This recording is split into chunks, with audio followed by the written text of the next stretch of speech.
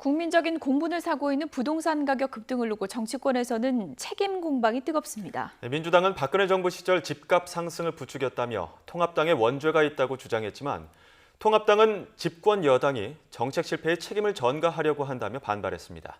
김주영 기자가 보도합니다.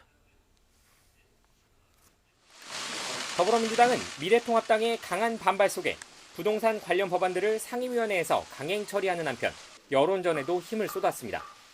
민주당 김태년 원내대표는 지금의 집값 폭등은 통합당의 전신인 새누리당의 부동산 3법 탓이 크다며 통합당 책임론을 꺼내들었습니다. 새누리당이 주도한 부동산 3법이 이른바 부동산 3법이 아파트 주택시장 폭등의 원인이었습니다. 미래통합당도 부동산 과열의 책임에서 자유로울 수가 없습니다. 지난 2014년 박근혜 정부 당시 국회는 분양가 상한제를 풀고 재개발 시 조합원이 다수주택을 가질 수 있도록 하며 재건축 부담금을 상당 기간 면제하는 부동산 3법을 통과시켰습니다.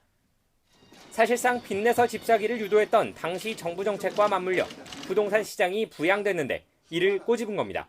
한겨울에 한여름의 옷을 입고 있는 것과 같은 부동산 시장의 낡은 규제들을 조속히 격파해야 합니다.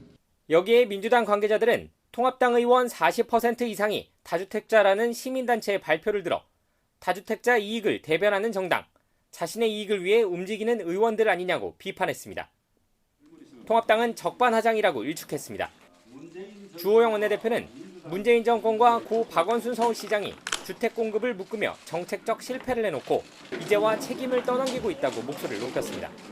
자기들의 정책 실패 책임을 전 정권에 돌리고 엉뚱한 데 돌리고 또 행정수도 이전이라는 이슈 전환에 노력하는데도 모자라서 역공의 빌미가 된 과거 부동산 3법 역시 여야 합의로 처리했던 것이고 당시 민주당 의원들도 다수가 찬성했던 것 아니냐며 반박했습니다.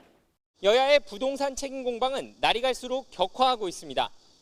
하지만 부동산 정책을 논의하는 상임위는 예외 없이 파행을 빚고 있는 상황에서 그저 상대 탓만 하는 정치권의 공방으로는 국민의 고통을 씻어줄 수 없습니다. YTN 김주영입니다.